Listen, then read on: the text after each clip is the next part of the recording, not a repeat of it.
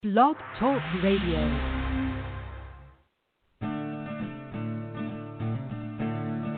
Welcome to Anti-Federalist Radio, providing you with libertarian perspectives and opinions on current events for the liberty-minded. We are taking the fight to the airwaves as we stand for liberty, oppose tyranny, and give equal opportunity in exposing the hypocrisy of the Democrats and the Republicans. Without further ado, here are your hosts, Joe and Joe.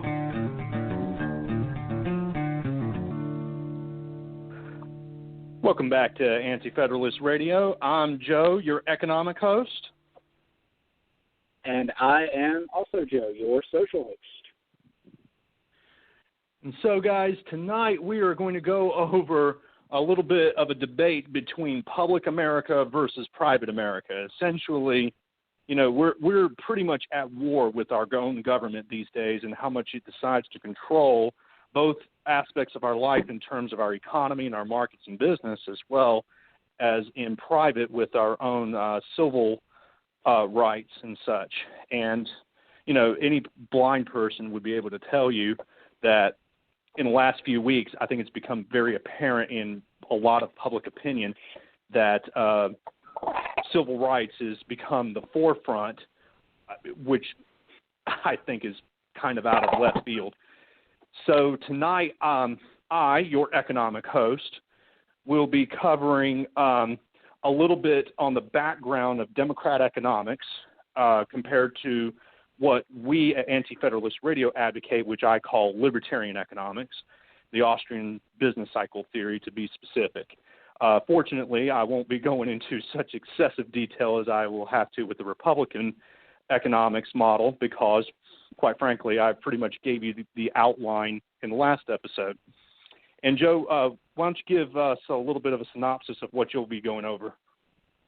The short version is I'm going to be talking about not defunding of police forces, but specifically privatization of police forces, which is the libertarian answer. Okay.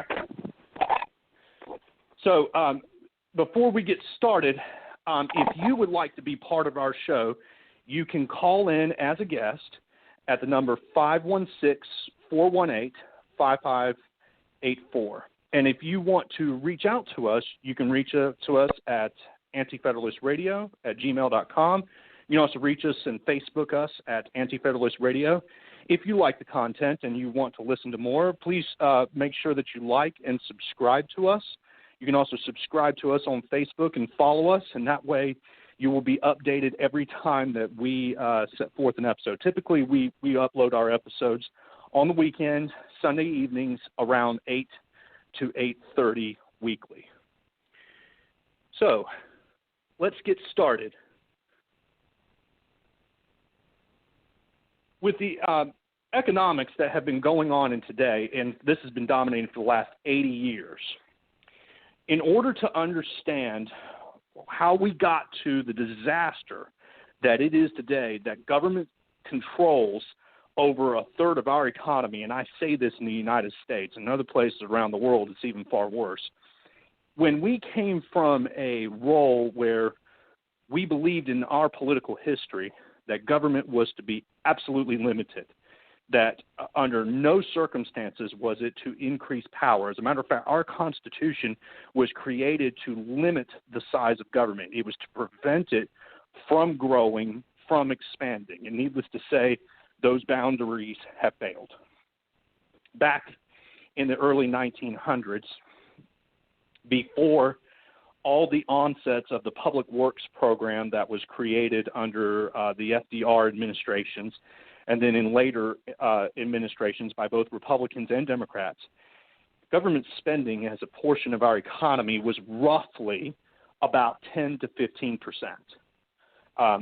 especially at the federal level. The federal level, it was very rare when you would have government spending exceed 10% of our economy as we measure it in terms of GDP. However, government spending now, federal spending at least, is about 25% of our economy. And when you include state and local spending, it is actually about a third of our economy. It's actually a little bit over a third now. And that's astronomical. So on any kind of ground we can measure, it looks like government spending has roughly doubled. Government's size compared to our entire economy has doubled in size in the last 100 years. And yet what we hear from the left, what we hear from the Democrat Party, and especially the socialist, is that what's going on in our markets today is not working, and so that means we need more government. And yet what I see in history is a period of time where government has gotten bigger and our problems have gotten worse. Now, correlation does not imply causation. That's true. There's not, that doesn't necessarily prove that the increasing size of government is responsible to our problems, but I think it should be noted, especially given that for a long period of time in our history, when we had minimum-sized government, we didn't have the problems today, and especially the problems in economics. So how did all this begin? Well, aside from the normal grinding that libertarians put on the Federal Reserve, which is the central bank created by the United States in 1913, that has sat there and systematically devalued our U.S. currency, the main increase of government came from a shift in economic ideology. And this was brought out by an event, a phenomena that occurred in history known as the Great Depression. In the Great Depression, before the Great Depression, it would probably shock you, but nearly every economist, mainstream or not, was roughly what would be fallen into the classical school of economics, which is to say that is the school of economic thought that libertarians hold to, which would explain why in history most government political stances were very libertarian in nature.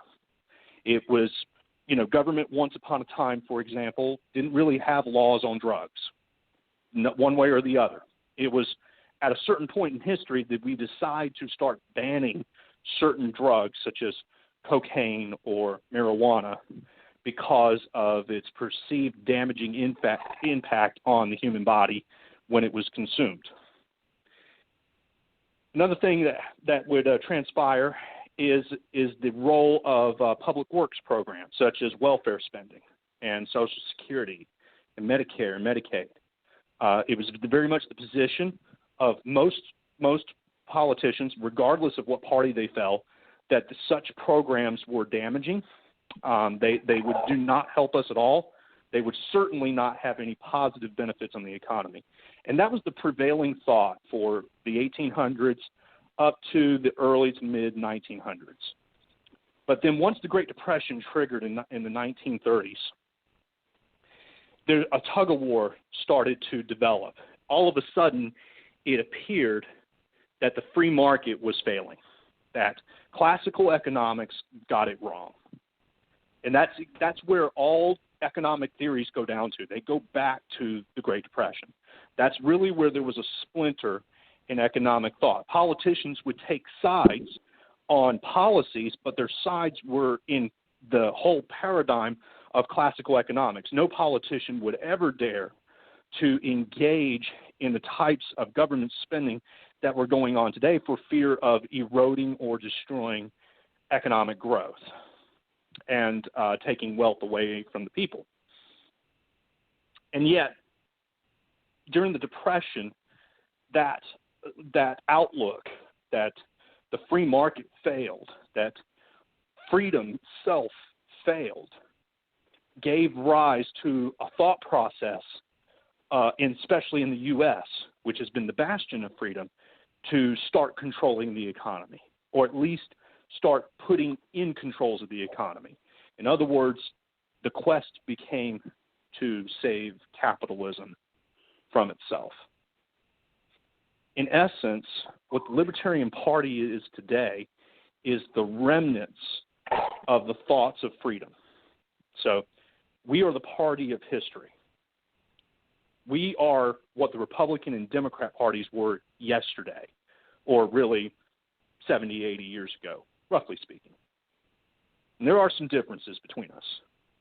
You know, the Libertarian Party takes a very more zealous, I would say, an even more radical approach to the role of government.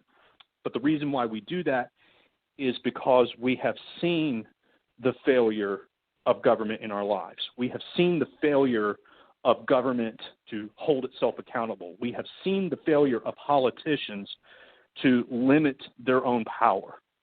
We've seen that. We've seen the problems that come from that. We've seen the corruption inside of our government. And so that has led to various outlooks within the own Libertarian Party. Some people believe that the entire government should be burned to the ground, should be removed, destroyed, eliminated completely.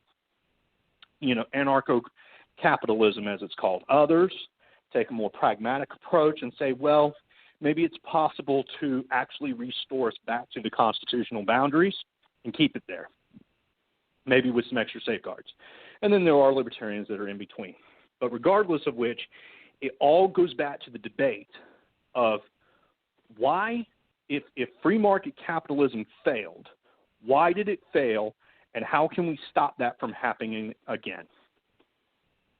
And so in that, I will give you what John Maynard Keynes, which started the new school of economic thought. It's the predominant school of economic thought today, and it is basically adopted hook, line, and sinker by the Democrat Party, and is called Keynesian Economics. The Keynesian Economics School is what you will typically learn if you take college courses in economics today.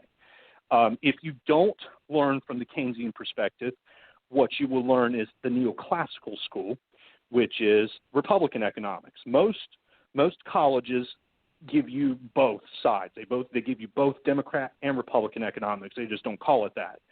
In school, they'll call it macro and micro. Macroeconomics is your Democrat economics. Microeconomics is your Republican economics.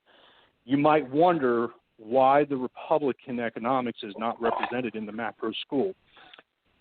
And the reason why is because the Republican economic model, the neoclassical school, is actually the Keynesian model.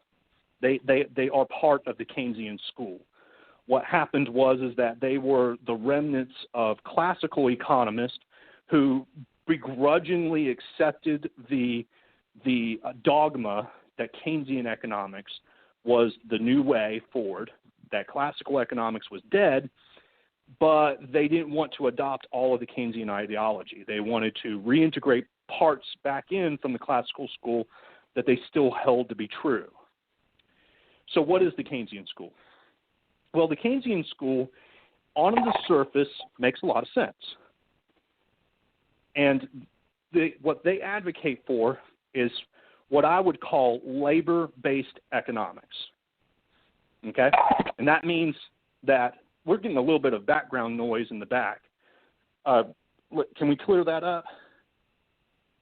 Okay, it looks like it stopped. So the Keynesian school of economics is what I would call labor-based economics. It's based off of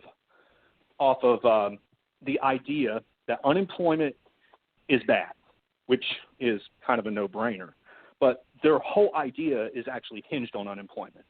It is that when the economy is unemployed and it's no longer at, quote, full employment, then it's not at its full potential. And so the goal is to get everybody back to work ASAP. The longer they are unemployed, the less money that they make, the less money that they spend, and the whole economy goes into this downward spiral of destruction until the whole thing self-implodes. And the classical economists, differ from that. They believe that when unemployment goes up, it goes up for a reason. When markets fail, they fail for a reason. And it is the best course of action would be to let the market sort itself out, let it figure out what happened, what went wrong, go back to the drawing board, and start getting us back on the right path. To the Keynesians, they don't really care. They don't really care how we got into, and then let's take the example, the Great Depression. What they care about is how to get out of it. And to them, getting out of the Great Depression is that people are out of work, they're out of jobs, they need to get back into work, and so if the private markets can't provide them the jobs, government will provide them the jobs. If the private market is not spending enough money, government will spend the money. And so they will do this, and they do this through a pattern of what they call deficit spending.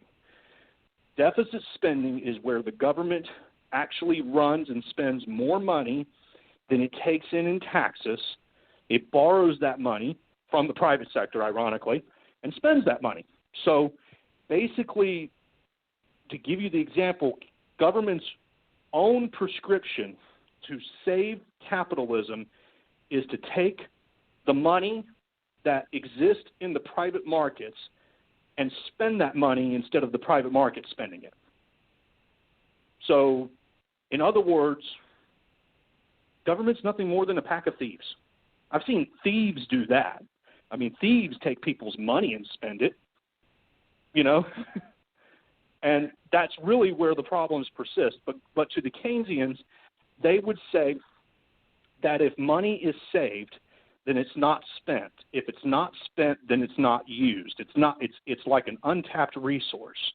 And so savings, in what Keynes would call the paradox of thrift, actually destroys economic growth. And so the whole thing is that when the economy fails, people get scared. That's what he chalks it up to. He actually chalks it up to something more mystical called animal spirits. But I'll give him the benefit of the doubt. People get scared. Investors get scared. They pull their money out of the markets. They hoard it, as what they call it, and they save it. And so by saving their money and saving their wealth, they end up destroying the economy because the money is not being spent. So it's government's job to take that money and spend it for them to get the money circulating again. And so it's a case of confusing cause and effect. Because Keynes does not care about what causes depressions, recessions, and economic contractions, he confuses the effect of the economic contraction as the cause. The effect of an economic recession is less money is being spent, less wealth, and higher unemployment. That's not the cause of the economic contraction. That's the effect. So he's got it backwards. And at first, you know, on a surface level, all of that seems to make a kind of sense. You know, it's like, oh, okay, well, that kind of makes sense. But when you start realizing the absurdities that it implies, all of a sudden you realize it makes no sense at all. And I'm not kidding. I'm really not joking here. I'm going to read you an excerpt from John Maynard Keynes' home book in his A Theory of General Employment, Interest, and Rates. Okay? And in it, he says, if the Treasury, that is the U.S. government, were to fill old bottles with banknotes, bury them at suitable depths in disused coal mines, which are then filled up to the surface with town rubbish, and leave it to private enterprise on well-tried principles of laissez-faire to dig the notes up again, there need be no more unemployment, and with the help of the repercussions, the real income of the community and its capital wealth also would probably become a good deal greater than it actually is. Now, let me translate that to you in the very basic language to understand. What Keynes very much advocated for, he says, oh, wait a minute, we had ourselves an economic crash.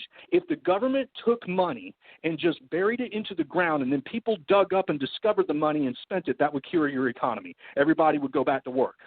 That's the most ridiculous thing in the world. That flies in the face of every known bit of common sense. They literally believe that creating pieces of paper, calling it money, and handing it to people and having them go spend it actually creates more real goods and services, more physical things. Here's another one. The government decides to take the money from the private sector and spend it. And somehow that's supposed to create a multiplier effect. Thieves do that. I'm serious.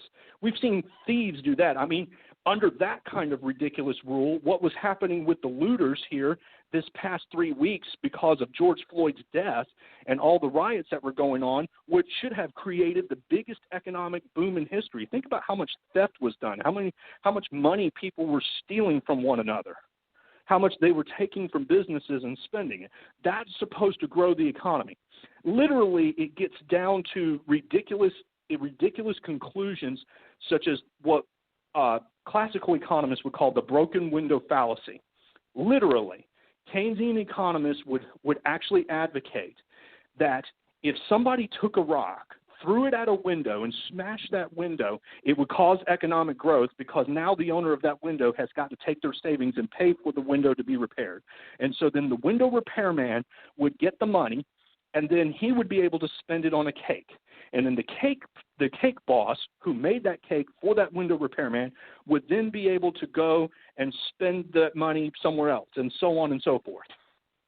So a classical economist by the name of Henry Hazlitt countered very easily with that and said, well, suppose that person who owned that window was saving that money to buy a suit. Well, now that tailor is out of whatever money it took to pay off the window, say it's $500, now that tailor is $500 poor because he can't sell the suit because the window person who had their window shattered doesn't have the money to pay for the suit. And then the suit tailor was going to use that money to buy a TV. And so then the losses start percolating out through there. And in the end, what happened is somebody had a window broken and they had to pay to get that window repaired. There is no economic growth that came from that. If anything, there's a destruction of economic growth because what happened? A window got shattered, and real wealth had to be used to replace that window. That's the failure of Democrat economics. It's three-dimensional in nature. It's much stronger than Republican economics in terms of being depth and well thought out and aggregate and macro. The problem is just that it's completely absurd with its conclusions. It's completely ridiculous. Only the Austrian business cycle theory proposed by the libertarians makes the most sense. And that theory is simply this. Money itself has no value. The only value is what we produce in the real world for real goods and services. But because we don't want to trade milk for eggs and eggs for butter and butter for chicken and chicken for wheelbarrows and wheelbarrows for cars, because not all the times they can be traded for evenly, we use money as a representation of what we have produced. So our money would be worthless if we went and stopped working and produced nothing. Printing more money won't grow the economy, it just prints more money. Spending more money won't grow the economy, you're just spending more money. And so, because it does not enable more production to be done. And that's it. That is the essence of Democrat economics in all of its face of absurdity. And so, in truth be told, the libertarian economic model falls closer to the Republican economics than it does the Democrat economics, only in so much that the Republican economics have at least some things in their model that are true versus a model that has nothing true. And so that's where we are today. Now we are in a system right now where the answer is that government should spend more and more wealth from the people, and if it fails, it's because the government did not do enough. Take a look at COVID-19. COVID-19, we had an outbreak. We had this huge plague that was coming upon us. Government needs to spend more money. No question was ever paid to where did that money come from? Well, it came from the private sector. So did the government really help the situation? No. It's the equivalent of 18th century medicine, sticking leeches on your body to make you healthier. And then when you're not healthier because the leeches are sucking the blood out of your body and your body's weaker, it's because you didn't put enough leeches on your body. And so you keep doing that over and over again until the host body is dead. And that's the end result of the Republicans and Democrat economics today. The end result is that we in the market, we the people, the citizens who provide and create the goods and services that our government parasites live off of, one day they will stick one too many parasites on us and we will be unable to produce to keep up. And that day is when we will have lost all our wealth in our society. And that is why, essentially, why we need libertarianism today. We need advocacy for the free markets. Donald Trump will not give you free markets. I mean, my God, all you have to do is just ask yourself, did Donald Trump increase government spending or decrease government spending when he was in office? If the answer is that he decreased, then he actually made the markets more free. He gave wealth back to the people. If he increased government spending, then that means that he took wealth away from the people. That government is now, the leech has gotten bigger. The tick has gotten bigger in blood. The same is true of Joe Biden. All you have to do is just ask yourself, is Joe Biden going to increase government spending or decrease it? To me, the answer is very clear. Both sides are going to do nothing but jack up government spending, and by doing that, they increase the size and control of government over the economy. And my job tonight was to tell you the economic effects from that. Political effects aside, which, all economics is politics. My job was just to tell you the economics bit. Joe, Paul, do you guys have any questions or comments? I have some things to add to it. So, to give a metaphor to one of the things you said earlier, you mentioned that in Keynesian economics, recessions are weird, miraculous phenomenons that needed to be avoided at all costs, and when we're in them, we need to get out of them as fast as possible. Whereas in Austrian economics, we consider recession you kind of said it last week, or one of your audio clips did. It's a very unpleasant tasting medicine, but you have to go through them.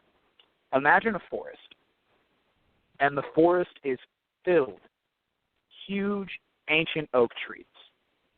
One of them is getting sickly, and it's going to fall soon. You don't rush to it and try to prop it up. You don't try to breathe life into this ancient dying tree. You let it die. And it seems in the moment to be this terrible thing. This beautiful old oak has come down. In the metaphor, of course, this being a big old company that's about to go under. But when the oak falls, sunlight gets down to the forest floor, and new life springs up. You create a void in the economy that more flexible companies and entrepreneurs are then able to fill. Was meeting the needs of the people. If that old company was still able to effectively direct its resources to meeting consumer demand, they wouldn't be going out of business, but the people don't want them. They're not producing anything we need.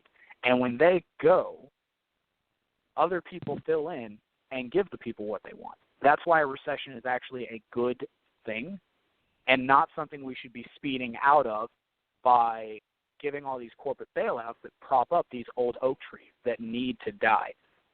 Just pulled up the statistics. By the way, I'm going to announce my source on this so that everybody can feel free to dismiss it. HowOldCompaniesSurvive.blogspot.com. Yeah, take that with whatever you want. But anyway, how rare is it to reach 100 years? I'll read it exactly how they worded it, and I don't know where they got their information. It's a hard thing to look up. Is it difficult to accurately calculate the percentage of U.S. firms that are over 100 years old? Yes, but I will try. The U.S. Census data for 2006 lists the number of U.S. firms at 6 million. Our database of companies over 100 years old is now at 540. This would indicate that only 0.00897% of firms last over 100 years. That's not a bad thing. Just let them go. Let new life get breathed into that. I mean, God, think about how old our political parties are. The Republican Party is the younger of the duopolist parties, and they were founded in like 1852.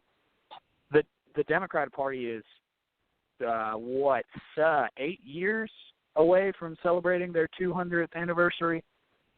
It's a good thing for ancient firms to collapse every now and then. Let that happen.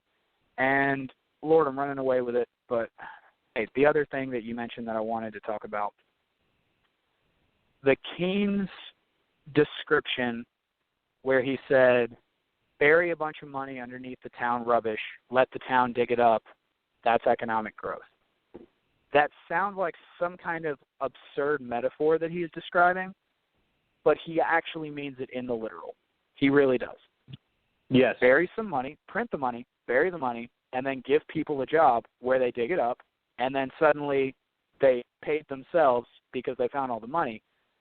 It sounds so ridiculous, but it's actually what we did with the New Deal. Right out of the Great Depression, FDR was just trying to it was like you had a machine that stopped running automatically, and he was just trying to hand crank it as hard as he could with exactly that kind of economics. He was producing jobs to just go build shit that nobody actually wanted or needed just to get people working. Some of these jobs didn't even pay money. They paid food.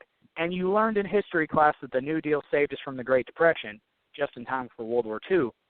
No part of that's actually true. We did not drop below 14% unemployment until, what year was it? 1940, when we instituted the draft. We did not get down below 14% unemployment from the New Deal. It took the draft. It took forcing into the service. And even then, the only reason the economy recovered is, as Joe mentioned last week, we cut spending. After the war, we immensely cut spending, and it doesn't hurt that 450,000 able-bodied young men were too dead to rejoin the workforce. Yeah, that's excellent. One last piece, I guess I will give this bit, is that the criticism that the classical economists did not see the Great Depression coming, that the model failed, is wrong. There were 3 classical economists that did see them coming. 2 of them are responsible for the libertarian economic model directly. They were Ludwig von Mises, Friedrich Hayek, and then an American economist by the name of Benjamin Anderson, who was the chief economic analyst at Chase National Bank during the 1920s. And in 1924, Anderson was the first one to start pointing out that we had problems in the credit market. That's how he identified it. And there were serious problems manifesting in the American credit markets that would cause the entire system to become unbalanced. In 1926, Ludwig von Mises, who at that time was in Europe, started recognizing that on a global scale, there were problems that were manifesting, again, in the credit markets. Now, Mises got even more specific and believed that it was the monetary policies of the central banks in Europe and the United States that were causing it. In other words, they were printing money, and the money was used to create bubbles in the economy. Then Hayek in 1929, in the spring of 1929, famously quipped that we would be in a recession by the fall, and he was right. He had called it within 6 months. Now, to the credit of John Maynard Keynes, Keynes himself saw that the economy was unbalanced in 1928. So in that respect, Keynes was right. He was right in identifying that the economy itself was unbalanced. But then the question becomes, what did Keynes use to identify that there was problems in the economy? Well, he hadn't created his Keynesian model yet. He didn't even develop that until the 1930s. Now, he could have been chewing on it, maybe, but by all measures, he had to have been using classical theory and understanding to recognize that. And even if so, okay, he did call it in 1928, but then you have to answer, how in the world did the classical economist see that the crash was coming, and started identifying the specific reasons why the crash was coming?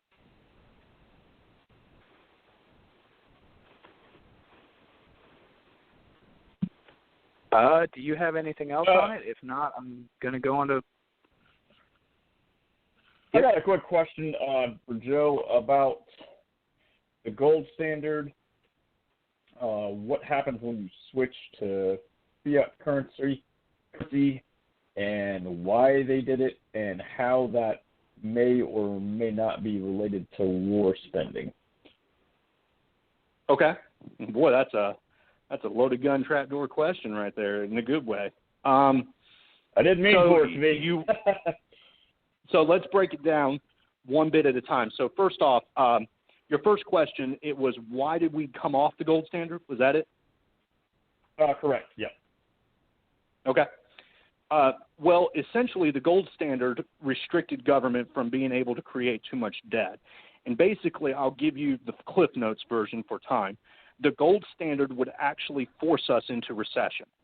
So it would print the money, and then it would become very clear when people tried to trade their money for gold that the money was devalued because your gold would not increase in relation to the money. And so, but the standard was the same. The price of gold was not allowed to go up. So then what would happen is you would have a gold shortage. And so then that triggered people, and to make them realize that the money had been devalued, they would panic, they would abandon the currency and go after gold and start hoarding gold, which would then drive up prices and force a recession.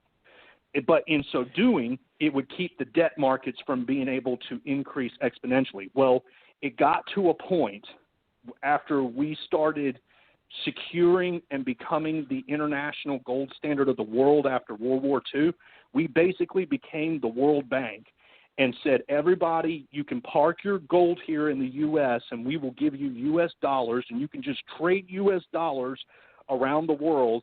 And if you ever wanted to change those dollars back to gold, you just come to us and we'll deal with you. So they did, because they didn't want to continuously ship gold back and forth. Well, it got to the point that we printed money, and sure enough, we had a world gold shortage.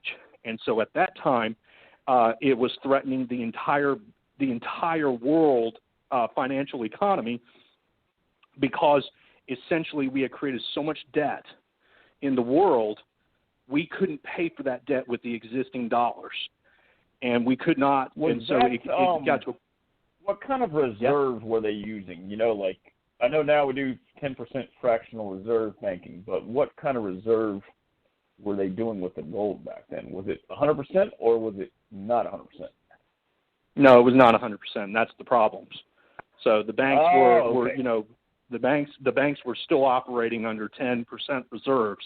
The difference is that the gold standard would signal when the banks had printed too much. Now that we've come off the gold standard because we had to, because essentially it became the roost was up. We had created so much dollars, we didn't have enough dollars to. We didn't have enough gold to trade back for all the dollars. It would have destroyed the dollar currency. Nixon knew this. So we came off the gold standard, and from doing that, it has obfuscated how much debt has proliferated in the system, because now there is no. Yes, there was no benchmark measure. That would have been Arthur Burns was his economist at the time, right? He was chairman of the Fed. It was actually Nixon's Treasury advisor. Burns probably had some words with it as well. Yes, Burns was a weasel, much like how Chairman Greenspan was. He printed money endlessly in the 60s, and that's because to finance the war in Vietnam. The Johnson administration and later on the Nixon administration did not want interest rates to go up. And so they tried to force their hand on Burns to keep interest rates down. Well, the consequence of that is that prices went up, and then the interest rates went up anyway, and they lost all control. But that's a different story. So Nixon forced us off the gold standard, and ever since then, we have been able to increase our debt exponentially for one basic reason. The world is still confident in the U.S. dollar system. And as long as they remain confident in the U.S. dollar, that the U.S. dollar has some kind of tangible value, that U.S. securities are safe havens to invest in, the system and cycle will continue. But when the illusion is revealed, when the man is revealed to be nothing more than a man behind the curtain, that the Wizard of Oz is not a true wizard, that he's a fraud, the world will dump the U.S. dollar all around it. And our wealth, it will be Babylon. It has been set on fire from the book of Revelation. Our wealth will be destroyed. We, in the United States, we will go into the Dark Ages. Now, I would say that the world would probably go into the Dark Ages as well, because It's not like they have kept their currencies in check either. They've devalued their currency as much as we have. But eventually it will destroy everything. And what happens after that, I honestly have no clue. If I were to guess, I would say that there would have to be a simultaneous replacement of all currencies with one, and that would lead to a one world currency that would be managed by a one world banking system that will then require a one world government to finance and tax it with an army created, a global army. And it will be done out of the need. That sounds wonderful. Yeah, it will be done out of the need. That we will not see that. We will see conflict between actual and so-called legitimate power. Legitimate power being, the United States government has the legitimate power over the continental U.S. It is the, constitutionally established government. That's your legitimate power, but actual power is basically whoever's holding the gun and whoever's actually administering over an area.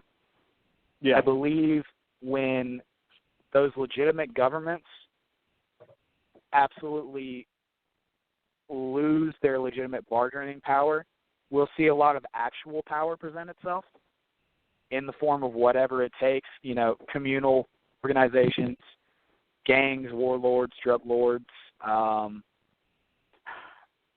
very small city-state democracies. These institutions, I believe you're thinking we're going to go bigger. I think we're going to go smaller. But we'll see. Well, I will tell you that. Let me ask you this about the reserve banking. Sorry to cut you off there. You're fine. So in our ideal system, wouldn't you say if we had it on the gold standard with 100% reserve, how would that turn out? Or how do we think that would turn out? I don't know if that's ever been tried. No, it hasn't. We've been on a gold standard, but never with 100% reserve banking. The problem comes is that, and this is something where the Libertarian Party has got to draw the line somewhere, is that it would require a regulation on the bank. The banks, we would have to institute a law that says it is fraud to do fractional reserve banking. That is, you lend out checking account money. That's basically what fractional reserve banking is. If it's in the checking account, that is not your money. That is money that a depositor put in temporarily to use it for convenience, and that is offhand. That is offhands. If that were to be instituted, theoretically, there would never be another economic recession again, except for ones that were caused by complete outside forces like a natural disaster. A hurricane came in and swept through the southern part of the U.S. could cause a recession, theoretically, or a volcano erupted. But as far as so there'd be failures in windows, in other words. Right. And as far as failures in the markets, though, there would be no market failure. There would be that. There's also, if not absolutely locking fractional reserve, which we're talking about this, we haven't explained it to anybody listening yet. Fractional reserve banking basically means that if I put $100,000 in my checking account, the bank only has to hold 10% of what they loan out in actual assets. So if I put $100,000 in, they can loan out $90,000 of that and just keep the 10. Now, mind you, I've still got my $100,000, but now there's magically $90,000 of debt floating out. So the reason this causes inflation is because now there's just suddenly $190,000, and it compounds on itself because that $90,000 they loaned it to, say, a first-time home buyer.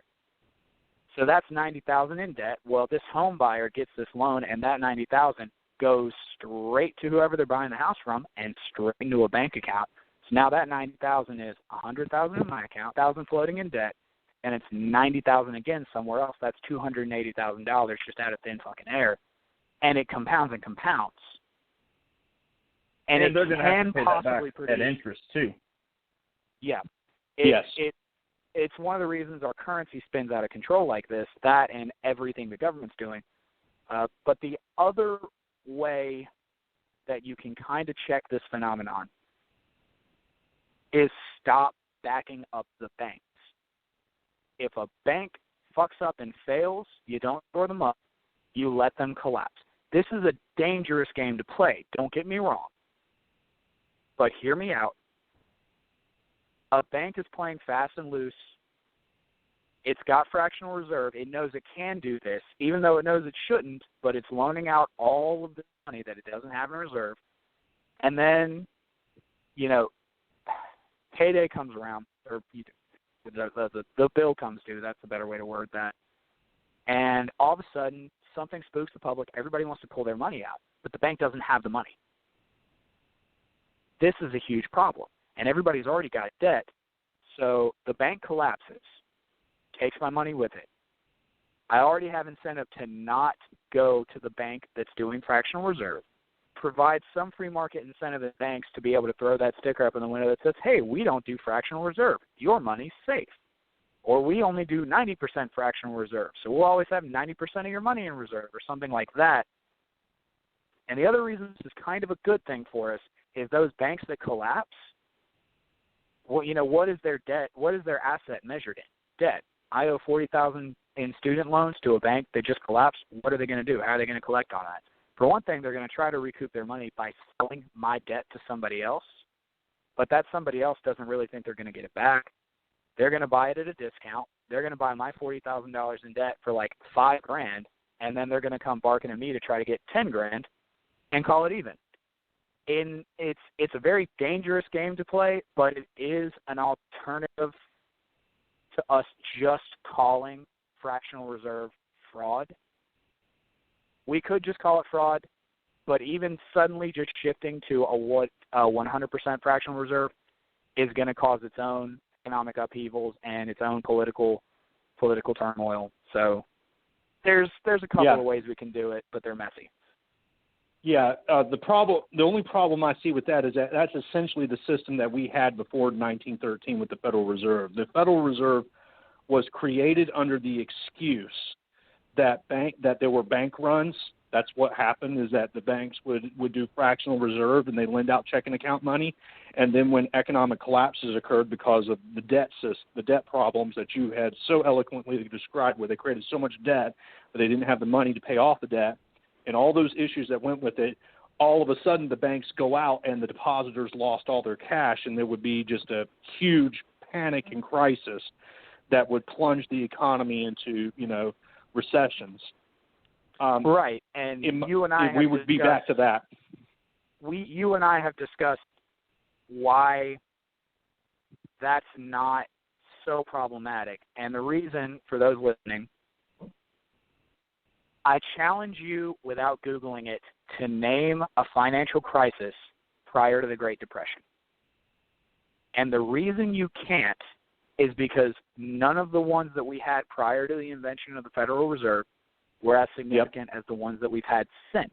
That's it. And Joe is referring to the, Lord, the financial panic. That's what it is. The financial panic of 1906. The financial panic of 1906. This happened. People got spooked, wanted to pull their money, didn't have the money. You're about to be out a bunch of money. J.P. Morgan, the banker, railroad entrepreneur, and millionaire, got a bunch of his other banker millionaire buddies to shore the banks up with their personal fortune, calm everybody down. And it worked. The wealthy, the super wealthy, the 0.1%, literally backed the banks with their own money to save their own ass because, believe it or not, they're exposed to a massive financial collapse just like everybody else. J.P. Morgan saved our economy, and it really pissed him off, which is why he got some of his – anything I'm about to say is going to sound like conspiracy theory, but you can look it up. It's all legit. He got a bunch of his millionaire buddies together with a bunch of his senators. I'm going to call them his senators because we all know what they're doing is they're buying politicians. Got them together at Jekyll Island down in Georgia, and within 6 years, we had a Federal Reserve, which ensured that J.P. Morgan and the super wealthy 1% never had to put their own assets on the line for the economy ever again. Yep. So that's where the debate goes into. Hardline or libertarians would advocate to say to go back to that system of free banking is how they would call it, to where basically if a bank is not up to your standards in terms of how much they lend out too much money, and you're too worried about that, you have every right as a depositor to pull out. Whereas I would assume that there is a wing of libertarians, I know I'm one of them, would advocate to just it would be simpler to label fractional reserve banking as fraud. That would be the only surefire way to lock them out and prevent the debt from proliferating. Any other system keeps it up, at least the potential possibility. But then that requires the government to get involved, and that's the trade-off. Do you want government involved in the banking system or not? And that's where the debates go. So, good talk. That was the end of my bit, Joe. I think that pretty much covers it. Do you want to take up Looks like your we got position? a caller. I'm going to screen this caller real quick and check it out. If you guys can hang on another second, I'll be right back. Sure. So in the meantime, Alrighty. I think that number looks a little strange. So in the meantime, I think you mentioned how you believe that government would get smaller over time. I'll tell you that is the predominant libertarian position, that most libertarians believe, and that the gold standard would actually would reemerge. So we would reverse. It would become a worldwide, like, second renaissance, so to say. That what I'm when describing is less like, it sounds very anarcho-capitalist, but what I really mean is that if your government manages to erode its own power away, it doesn't just create a power vacuum. It creates a power vacuum that other institutions, formal, informal, legitimate, illegitimate, good and evil, eventually fill. Which is why I believe it will become smaller. I don't really believe it'll be all governments joining into one. Right. I know what you were saying. I was saying that that is more or less the libertarian position. I was saying that what it would do was that it would result in a shift back to the gold standard. The reason why I don't think so is because anytime a totalitarian state has an economic system that crumbles, it just tightens its grip on the people, because now the people become more powerless against it. North Korea would be a prime example. Venezuela's Nicolas Maduro is another example. And it's just the nature of the beast. But we could go the route of the French Revolution. That would be interesting.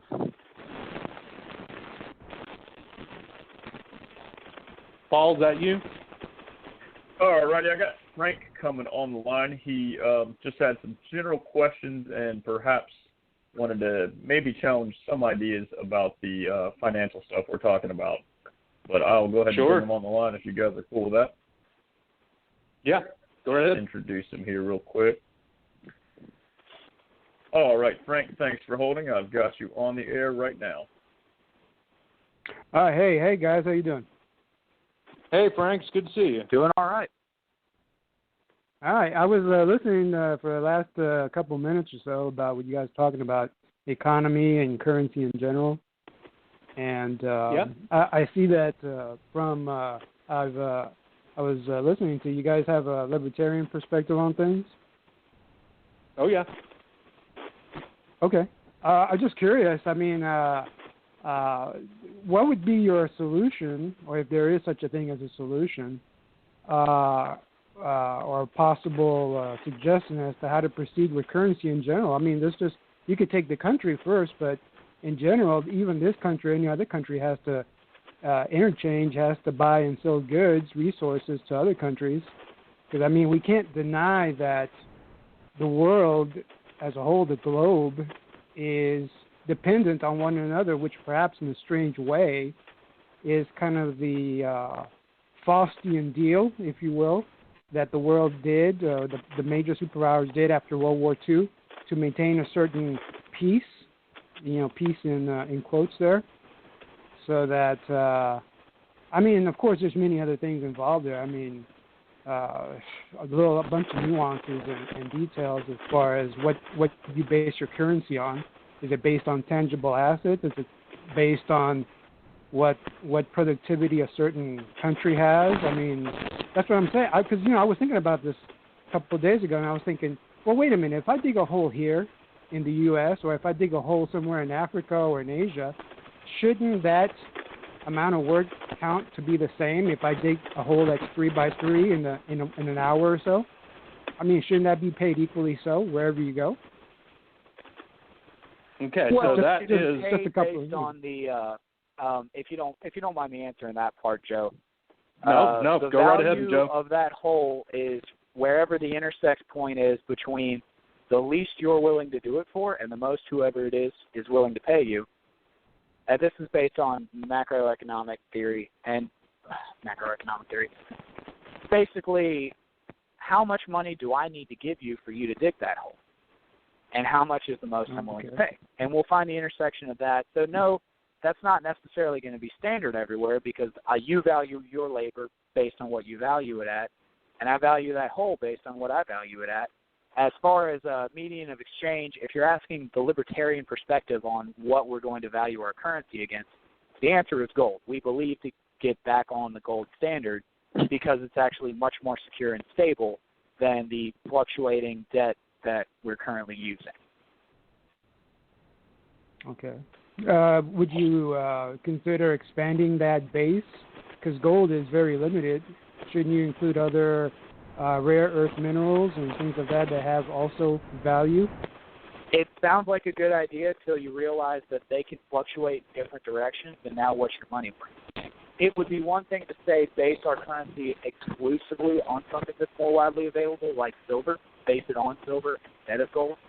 But if you base it on gold and base it on silver, and then gold goes up and silver goes down, what's your currency worth? I don't know. We used to have a gold and silver standard in the 1800s, though, so that even when you had multiple metals that was backing the currency, it still completely stabilized it because what it basically represented was that at any time you could take those paper dollars and translate that into a physical value to trade with at any time that you wanted to. Yeah, actually, I think it was until maybe 1920 you could redeem your dollars because they were considered dollars back then. They weren't considered Federal Reserve notes. You could redeem it for silver at a bank. And after 1930 or so, you couldn't do that. To the best of my knowledge, it was somewhere in the very late 1800s when we came off the silver standard. By the time that the Federal Reserve was created in 1913, I believe, I say that very hesitantly, I believe we were only on the gold standard at that time. Okay, yeah, because I remember seeing images of a dollar bill where I guess it hadn't become a Federal Reserve note even, or the Federal Reserve may have already been in effect, but they hadn't transformed or transitioned over to the actual lettering on the bill to say Federal Reserve note. Huh. Yeah. My guess is that probably happened somewhere in the 1970s. Because by that time we were completely off of any type of metallic standard, and it was nothing more than just pure fiat currency. Yeah, well, actually, it was around the time of Nixon, and for citizens, at least in this country, you couldn't redeem your money at a bank for a precious metal, let's say silver, because it was still relatively cheap. Well, it still is, but you couldn't do that by 70. But I think what happened, 72, 70, what happened when Nixon took the country off the standard, I think basically all the other countries of the world came off their standards too. I mean, wasn't that I'm not sure of the name, I don't know if it was Bretton Woods or whatever it was, but wasn't that the general agreement they all came to? So post-World War II, when we emerged as the world superpower, we created the Bretton Woods system. And so in theory, the whole idea, this is what we sold it to them, is that shipping gold back and forth was way too hard for these countries to do. So we offered for them to park their gold, and to this day, the gold is still held underneath a certain corner on New York City. In New York City, that would be very ironic if it happened to be under Wall Street. But the countries parked their gold here, and what they did is they exchanged that gold for U.S. dollars, and at any time they could trade those U.S. dollars back for gold. But essentially they pegged their currencies to our dollar, and then we pegged our dollar to gold. But what happened is that we started inflating our dollar. We started printing more money, but we weren't accumulating more gold, and they started printing their currency to match our dollars to peg it. And it created this entire debt system that threatened to destroy itself unless if we came off the gold standard, because otherwise what would have happened is we would have gone through such massive deflation in terms of letting the debt system fail.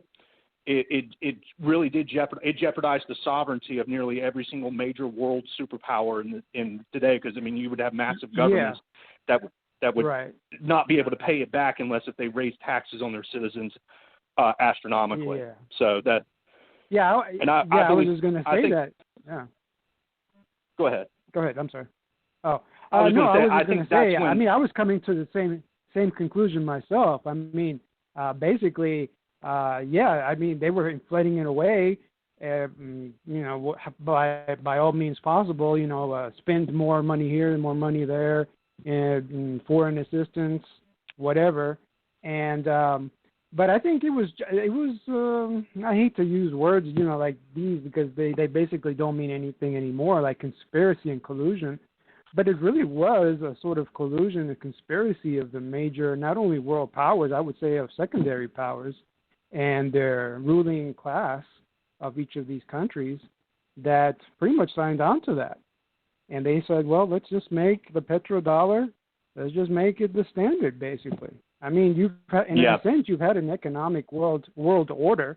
You haven't had a political world order, although some people would dispute that with the UN. But the UN is basically ineffective unless it wants to be effective. And usually those are laws that are against the general, ordinary person in the world. The rich in any country will never suffer. I mean, that's just my perspective. My family is from South America, and we've never been under the illusions of anything, okay? I'm not speaking for all people that come from South America. There are people that still believe in what they're told in the old line of, the things work because, country has a constitution and they follow the laws and blah, blah, blah, blah, blah. No, it's basically things work is because in this country more so than maybe most others is because this currency had some value and obviously still has in a psychological way, as you guys were talking about earlier, psychologically, perhaps more than any other, even though the other countries of the world are inflating their money away under this crisis. So, I mean, until that psychological value evaporates in the minds of the world banks and the world ruling class, then that when that day comes, this will be a third world country at best. Because you don't produce anything. You don't really produce anything here anymore. I mean, you really don't. No. And before before the money just turns into nothing, into value, no value, worthless, they should implement.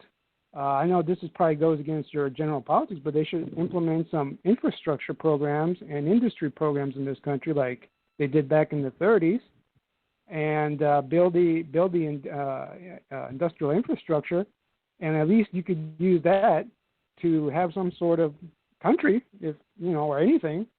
After that, petrodollar turns into nothing, and they're going to have to use a SDR, like a world standard SDR, or something like that, or a cryptocurrency, a global cryptocurrency to stabilize the world economy.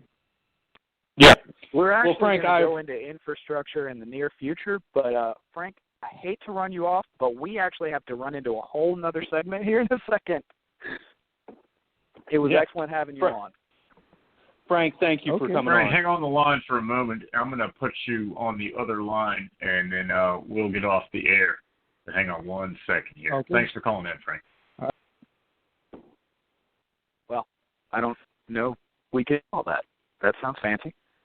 Oh, anyway, Joe, you got anything else, or can I roll into my side of it?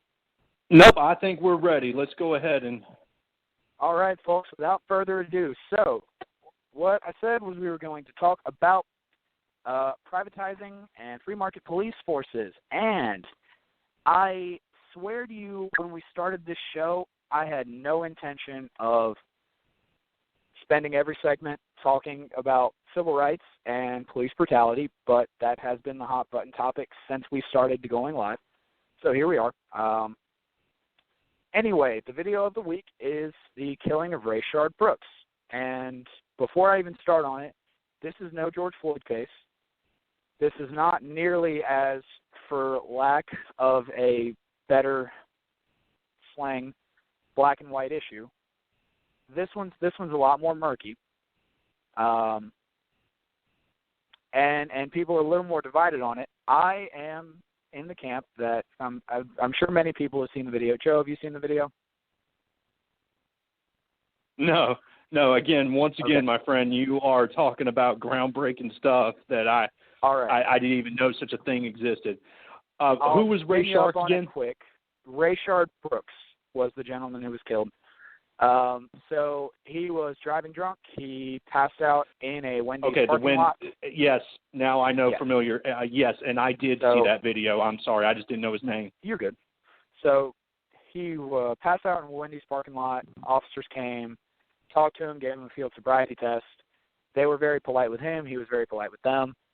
And they went to arrest him for driving intoxicated. And as they go to handcuff him, he tries to break free, tries to get away, turns into a wrestling match fight. They pull a taser. He gets the taser away. He gets the taser. He takes off running with the taser, fires it behind him, and they shoot him. Now, like I said, this one's much more murky. I am in the camp that this was an unjust killing. I rationalize that, and a lot of people are going to agree with me, and I'm not going to dig my heels in and say, no, I'm right about this. I'm right. This is an unjust killing. I am not going to swear that I am correct on this one. I justify this by the fact that everything Rayshard was trying to do was to get away. You can watch the video and observe the context. All he's trying to do is escape. He's not trying to kill these guys. He's trying to just get away from them and run because he's a drunken idiot. I have never been a police officer. I have been a bouncer. I've worked in security. I have been in more dangerous scenarios than the one in this video, and I have successfully navigated it without killing anyone because I was not allowed to carry a weapon, and I don't have any qualified immunity. So I see this, and I'm like, I don't really believe you feared for your life. I wouldn't have feared for my life. I can say that, having past experience, I've been in worse situations and not feared for my life. But again, I can be wrong about this. And I'm going to tell you why I can be wrong about this and why it actually makes my point about privatizing police forces. Most people listening have probably worked in some kind of customer service position. A lot of us listening have probably held some kind of customer service job, even if it was back when we were 16 years old and standing at a cash register, Donald's. And we've all heard the saying, the customer's always right. Now, anybody that's ever worked in customer service knows that saying is bullshit. The customer's not always right. The customer's a fucking idiot. But we have this saying because even dumb customers have money, and we want their money because the money is green whether it comes from a smart person or a dumb person. So we kind of kiss the customer's ass, and we deal with their shit, and we try to accommodate their stupidity if we can because we still want their money. We don't want them to take their business elsewhere. And at the end of the day, If the customer has dug their heels in and they're at that customer service desk and they're swearing up and down about something and they're just fucking stupid, they're allowed to be, because they can just take their money somewhere. If I just can't accommodate you, if you were just too stupid for me to take care of you, take your money to the next store. They're probably not going to be able to help you either because you're an idiot, but that's fine. You have that power. And in this scenario, as it applies to our current situation, I am calling myself the idiot customer. If I am completely misinterpreting this use of lethal force, and he was absolutely justified in shooting this man in the back, and I am, in this case, the stupid customer that is insisting the customer is always right, that's okay, because I can take my money over to the next police force. But wait, no, I can't, because police forces extort us for their funding and their salaries. Now, there's going to be people that take issue with me using the word extort, but what is extortion aside from taking to force?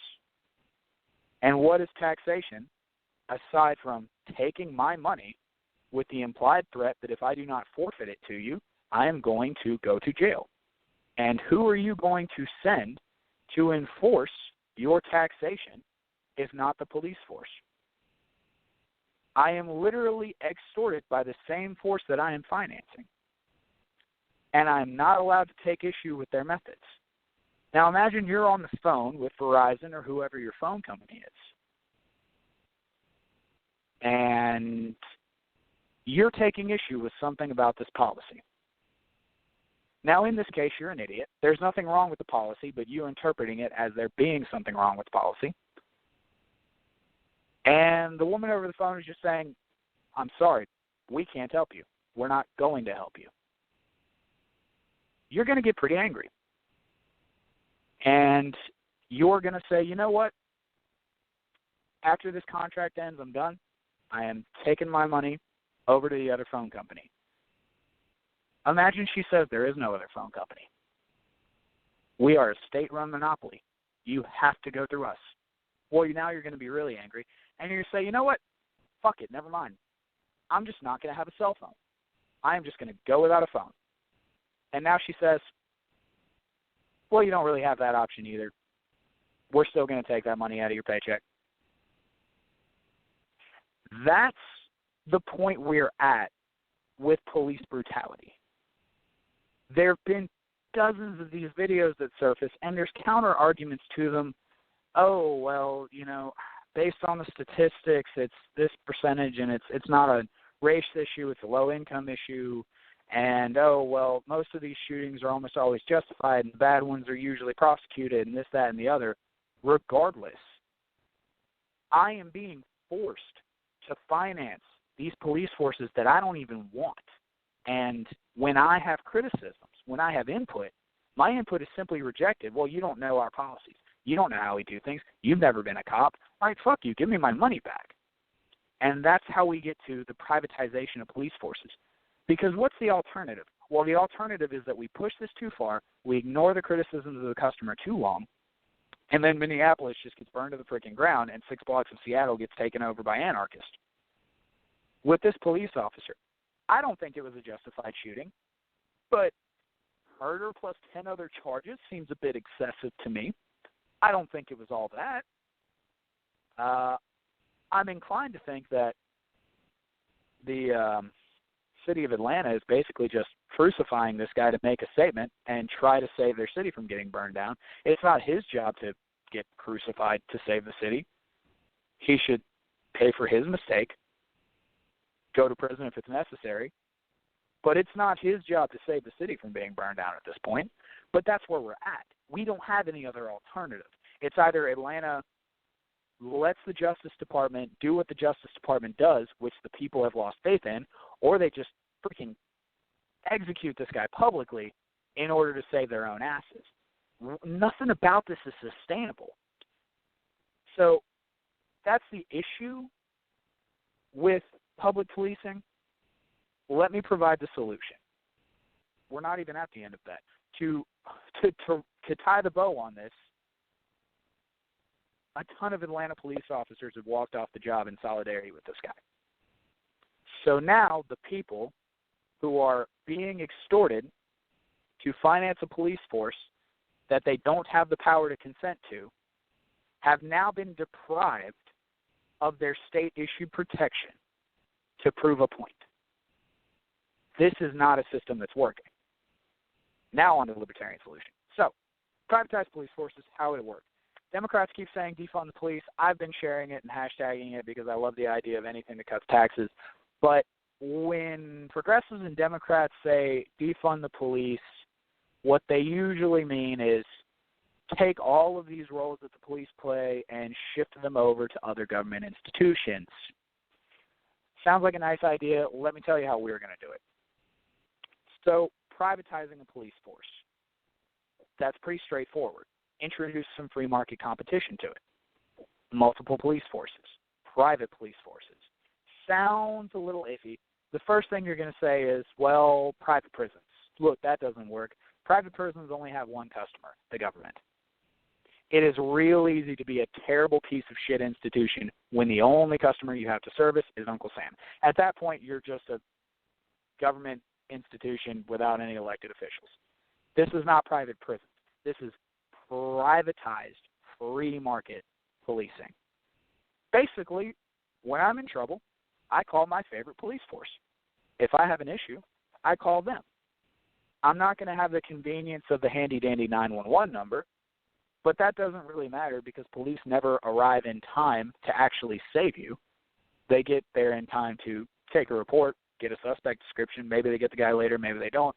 There's actually been several court case precedents that establish police don't actually have any obligation to protect you. Warren versus D.C. is the most famous one because basically women were held hostage in their apartment for like 2 days and raped repeatedly. And even though they called police would show up and like walk by the building or just knock and never go in to make sure everything was okay. The women sued D.C. and the Supreme Court basically just said, well, they don't have to save you. They're not responsible for doing that. So you already have a government police force with qualified immunity that protects them from lawsuits, and they don't have to save you. What exactly are you being extorted for? What are you financing? I don't know. So privatized police forces, if they're not saving people, their Yelp reviews are going to be shit, and I am going to call the other police force that works in my area. Well, how's this going to work financially? Maybe they operate like AAA. I pay a subscription services. Maybe I get a bronze, gold, platinum, whatever, and I call that number, and they come to my rescue. Maybe it doesn't work like that. That's one business model that will certainly be effective, but not everybody's going to be able to afford that, and there's always going to be a market for police work, even if you don't get the subscription. There's still other tow trucks that aren't affiliated with AAA. So in this case, some police forces may decide to operate under the incredibly risky endeavor of answer the call first, demand payment later. It's risky. There's always the chance that somebody just decides to short you. Well, I don't actually have any money, but that's not the only business model that operates like that. Every waitress that services the table is taking a chance that she might get stiffed. Taxis can get stiffed. Hell, it's even a running joke in The Witcher. If you've seen The Witcher or read The Witcher or played the game, Witcher saves some person on the side of the street from some horrible monster, and the guy says, well, I don't have any money, and I know Witchers don't work for free. And The Witcher says, when you get home, give me the first thing you see. Except, hopefully it doesn't go like in The Witcher where it's like 90% of the time just their firstborn son. You get what I'm saying. If the concern is how is this going to be financially plausible, I believe I have provided a couple of hypothetical solutions. As far as accountability goes, they're going to be much more accountable because they're not going to have qualified immunity, and they're going to answer to their customer. Sam Walton used to say that the customer is the ultimate boss because they could effectively fire everybody in a company simply by taking their money elsewhere. If a police force is worthless, they're not going to make it. If a business is just terrible, they will be pushed out by competition. Like, literally Yelp, the app we all use to review companies, is going to do more to hold police forces accountable than the Department of Justice is capable of doing. That part's going to work itself out quite effectively. There are going to be some very interesting changes to it. Now, one thing we're seeing right now as police forces walk off the job in abandoned areas is we suddenly go from government-mandated police force with no transition to absolutely no policing at all and a sudden void. I've said this a couple of times on the show. If a year ago you were that nobody needs an AR-15 asshole, you really are an asshole. God, we were talking about guns. I swear we were talking about guns 6 months to a year ago. And everything has spiraled that out of control in that period of time where no sane person can say the words, no one needs an AR-15. It took that long. Incredible. Please tell your grandkids about this so they don't grow up stupid. Lord, I just lost my train of thought. Keep it together. Moving on. Talking about accountability, that's going to be easier. Talking about financing it, that's going to be easier.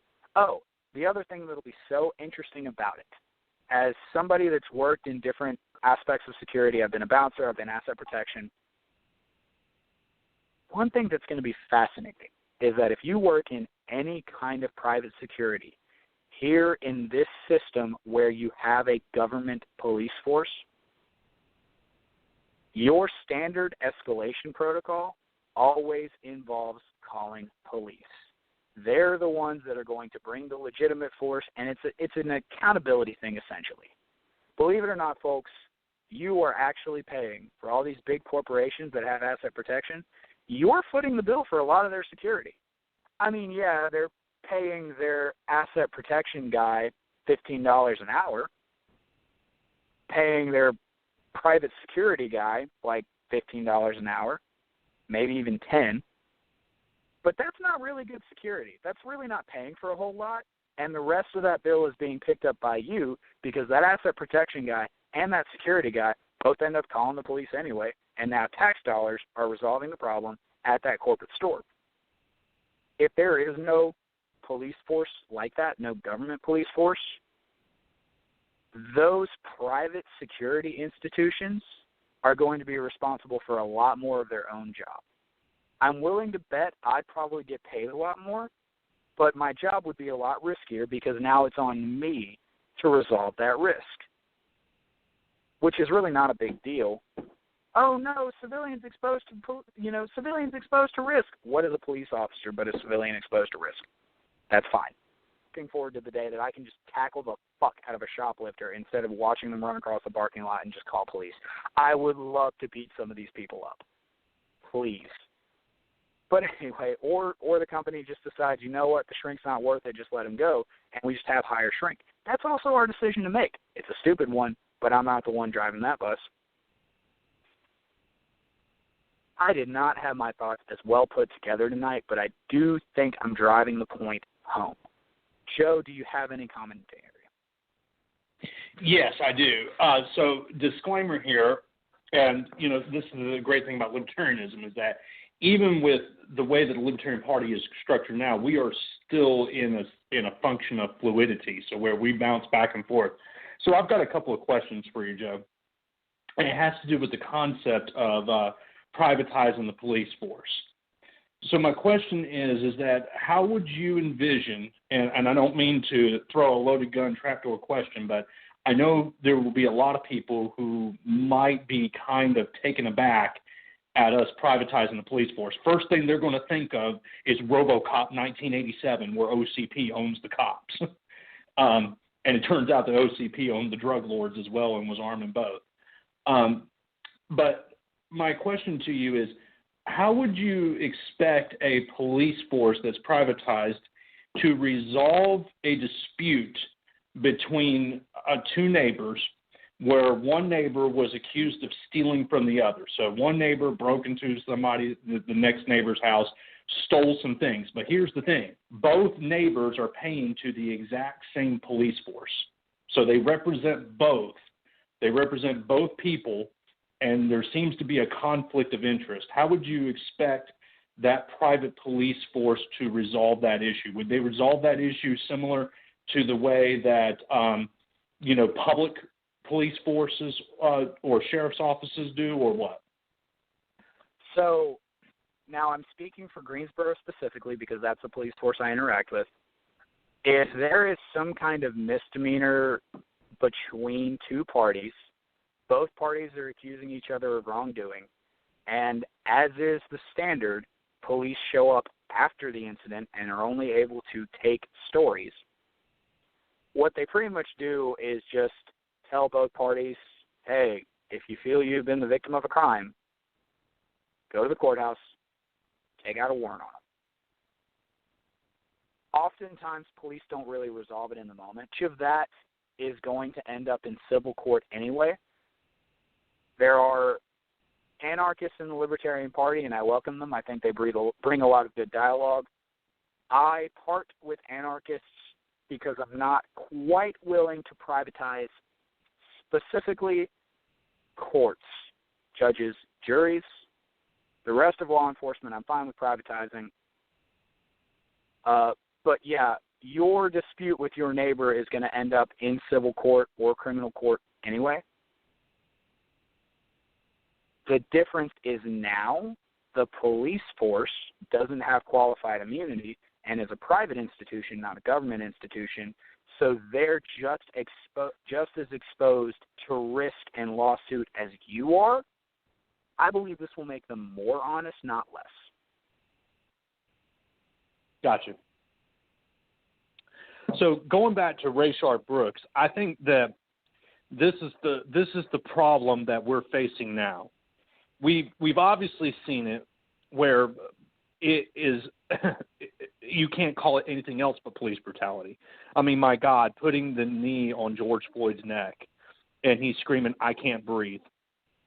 And then with Rayshard Brooks, we're in the total extremes here. Is that if Brooks fired the taser, which he did, of course, he was running from the cops, probably just pointed it back blindly.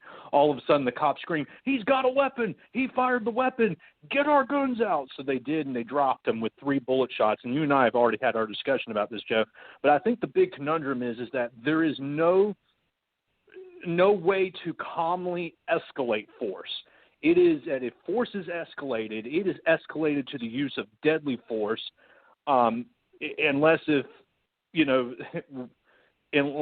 like there's some kind of middle way to bridge the gap, I should say. I mean, would you that de-arming police officers, maybe arming them with non-lethal weapons, long-range weapons, such as, I don't know, rubber bullets or something to help incapacitate perpetrators or people running instead of killing them, do you think that would help with this issues, or do you think that it still wouldn't resolve the problems? All right, first disclaimer, anything I'm about to say to this is, of course, going to be in reference to the Rayshard Brooks case. Yeah. I've already thrown out the disclaimer that I do not insist I'm right about that, and any really specific criticisms I can put on this are going to amount to Monday morning quarterbacking, but here we go anyway. You're talking about non-lethals as an escalation of force. Right. Sounds great. We're already there. They already have a pepper spray, a baton, and a taser on them when they go to handle these situations. Now, I've heard police officers say it. If, this is anecdotal evidence, dismiss it if you want, that's fine. I've heard a police officer describe a scenario where somebody tries to get his neck, where somebody tries to choke him, where... Hey, got a caller on the line real quick. Has an opinion about privatizing the police. Do you guys want me to bring him on real quick? Sure. Yeah. Cool. Give me 1 second. I'll introduce him and then let him know. All right, thanks for holding. We've got Nas on the line. And what is on your mind, sir? I kind of wanted to talk to you guys about the whole idea of privatization of the police, which I think in theory can kind of sound nice, but once you start talking about putting that in real play and in live situations, I think you're looking at a disaster. Who would be in charge of oversight? How would you compel them when they do make mistakes or do something terrible? So I don't know, man. It just doesn't sound like a real good idea to me. And we're going by history and looking at what small privatized police forces have done to populations. I just don't see a good outcome for that one. And I am not going to tell you that I am painting the image of a utopia. I won't go there. What I will say is, I don't know if you've listened before, I often refer to John Locke. That's my go-to philosopher. The basic idea of a government is that it is supposed to secure you in your rights to life, liberty, and property, and it is supposed to treat all people equally. And if a government institution is failing those basic roles, it's a null and void government institution. Your concerns are accountability and equality and oversight. I believe that if we had those things right now, we wouldn't be seeing Minneapolis get burned to the ground. We're already failing in that. I am a libertarian. I wholeheartedly subscribe to my own ideology. Of course, this is our show. I believe my own bullshit. I'm painting an image where I'm painting an image where I do believe privatization of police forces could work. The transition of it is going to be tough. At the very least, I will dig my heels in and say, while it's not going to be a utopia and it will have its own problems, I do not believe it can be any worse than reaching a point where our choice is either watch protesters and rioters burn down our cities because people are being killed by police, or send this guy up the flagpole and crucify him to try to save our own skins. I don't think that the government is doing a better job than privatization could. Yeah, okay. So let's do this then. We don't have to make that comparison. We don't have to say, okay, either it's the city on fire or it's the other option. No, the question is, okay, which option has more pros and cons to where you can say, okay, this is actually viable, you can really do this. When we start talking about privatization, at that point, you're talking about what? Civil rights being less important, the idea of accountability being impossible. It would kind of bake into the cake the lawsuits. Hey, every time a policeman goes overboard and busts you upside the head, that's $3,000. We've done the data. This is how it works. In the private industry, I don't think there would be a way to where you could really de-escalate or disincentivize bad behavior, because they would bake it into the cake of their banking sheets and say, okay, this is how much we can afford for that. This is how much we can afford for this. And then once you start talking about privatizing every little increment, how long before we get Ferguson again, where you had the police force basically using the local citizens as a way to fund the state there in Ferguson, where they were writing tickets, every 5 minutes. So I just think there are huge holes in the idea of private policing. And you're a John Locke guy, so remember, what did he say? For every rich man, there must be 500 poor. And if it wasn't for the long arm of the civil magistrate, he would sleep insecure. Like, he understood inequality was baked into the cake as well, and kind of stood like a police force is going to be necessary within a state with that kind of inequality. And nobody's produced a state without inequality yet. So it's kind of a, kind of a damn You're if absolutely, you do, damn if you don't. You're making very strong points. And first and foremost, like I said, I am a libertarian. At our core, we believe that you can decide what is best for you better than the state can, and natural market forces can push and pull this. Your concerns about accountability, I spent my segment talking about why I do believe they would be held accountable better than our current police forces, because one, there's no way qualified immunity can exist with a privatized and for-profit police force. There's no way that you can crack somebody over the head with a baton and say, well, I was just doing my job as a private citizen and get away with that kind of behavior. Plus, if the lawsuits don't bury you, if you're behaving like that and another police force can step in and compete with you, you're creating your competitor's opportunity. If you're running around and being overtly ridiculous, your competitor is going to come in. As far as the Ferguson comparison you made, none of this works if victimless crimes still exist. Those have to go first. You can't have stupid, petty little crimes that don't create a victim and then have private police forces, because why is a private police force enforcing that if not for the benefit of the government? That has to go immediately. I'm glad you mentioned that, because that's a giant hole in the whole theory that I had not, like, if I didn't bring that up tonight, then it was going to leave a giant hole. Accountability, what was happening in Ferguson, and victimless crimes. You hit on one more point. With the John Locke thing, as I said, I am not painting the image of a paradise or there will be critical flaws in it, and you do not have to look far to find legitimate criticisms of a free market system. But what you'll find is that the solutions and the alternatives people have come up with usually don't fix the problem either. The alternative to a free market police force is what we have, is government accountability, is the Department of Justice being the oversight.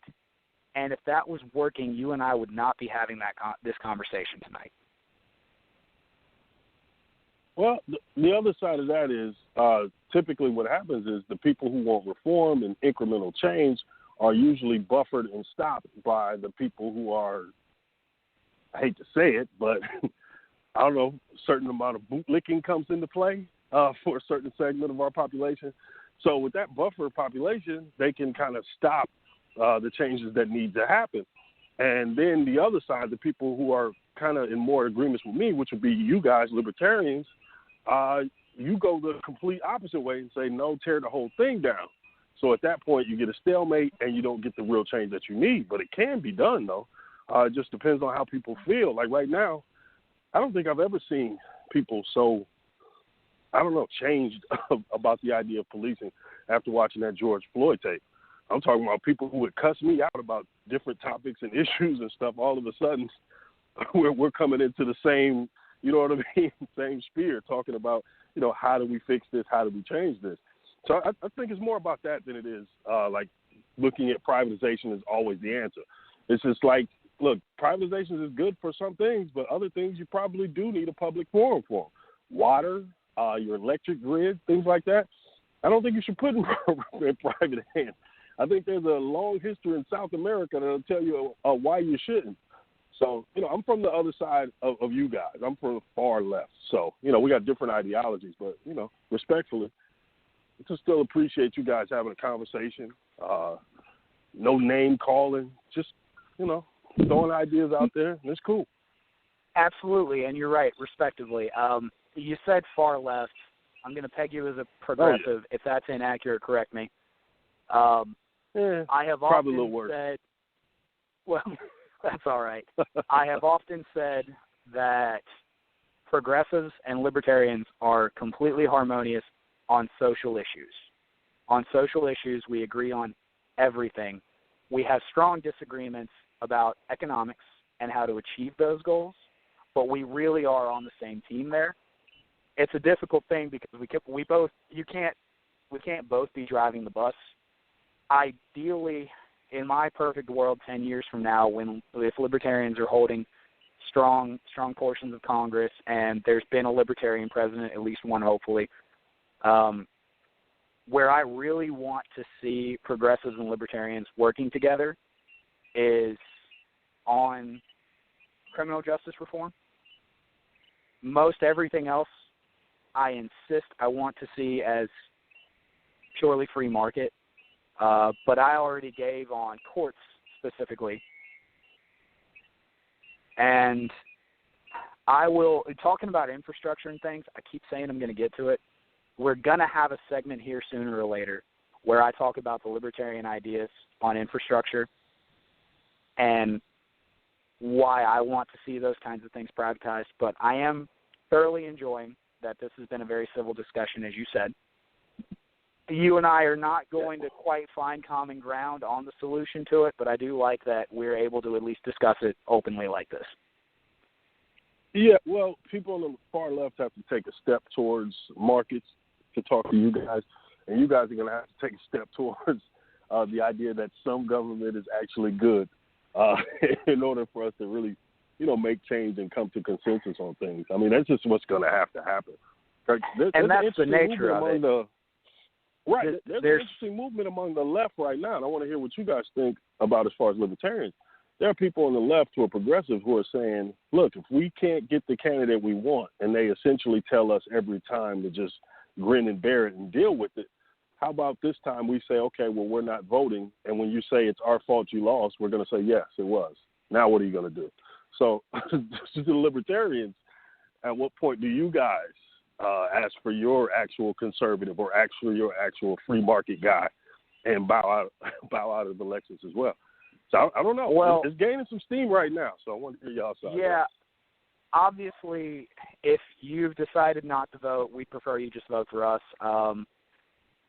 The thing with a third party, even if it wasn't us, although we're the ones in the position right now,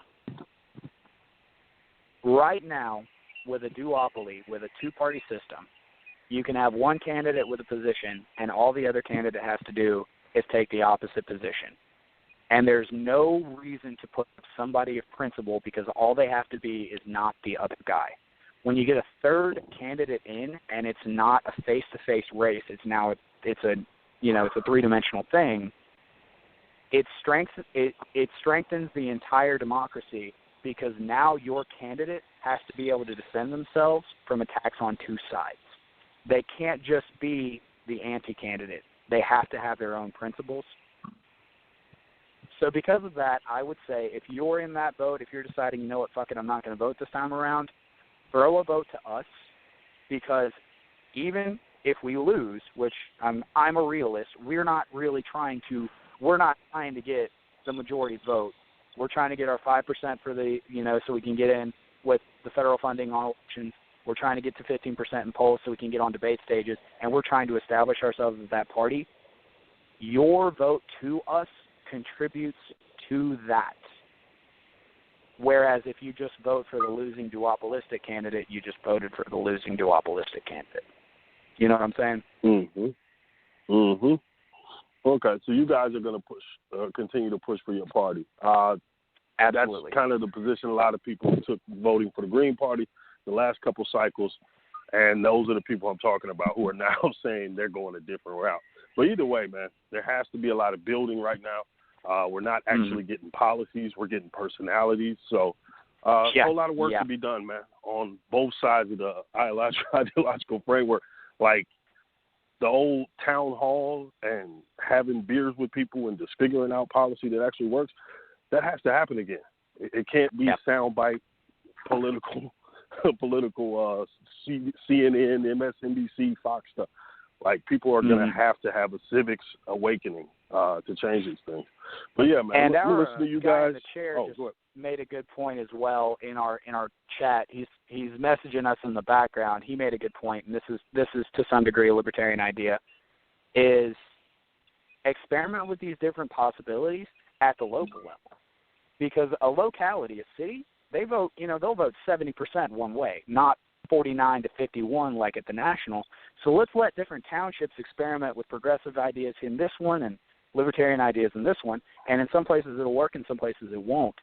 But you're right, coming together, I see progressives and libertarians having that opportunity, whereas Republicans and Democrats just are too dug in against each other. Indeed. Well, I'm gonna hang back and listen to y'all, man. But thanks for taking the call, man. Yep. Thanks for coming on. Yes, sir.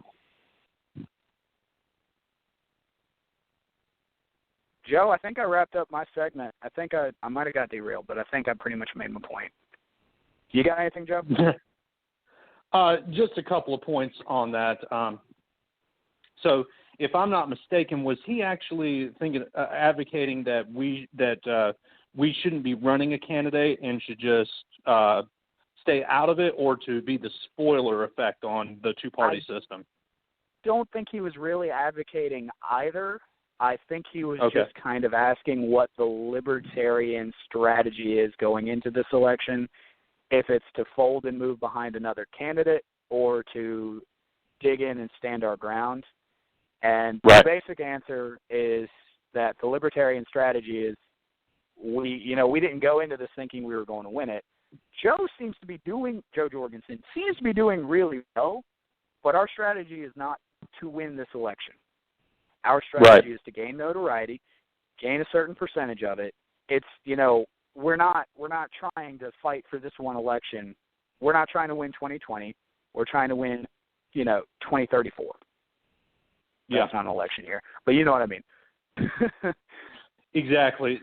I would like to speak on that issue just for a minute or so. I would say that if he says that we're going to back out and support one party, I can unequivocally say, and I'm glad I can say this, is that the Libertarian Party does not lean more one way or the other in terms of Republicans or Democrats. And in terms of government size, both the Republicans and the Democrat Party wants to increase the size of government. They differ on which part of the government they want to expand.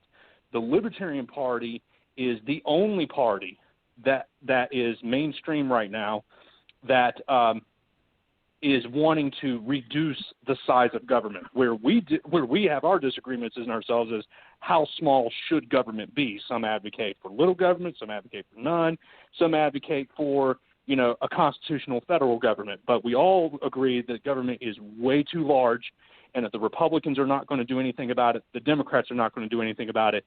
So we've got to do something about it. And that's why we're necessary. We are the only party of freedom right now. Mm-hmm.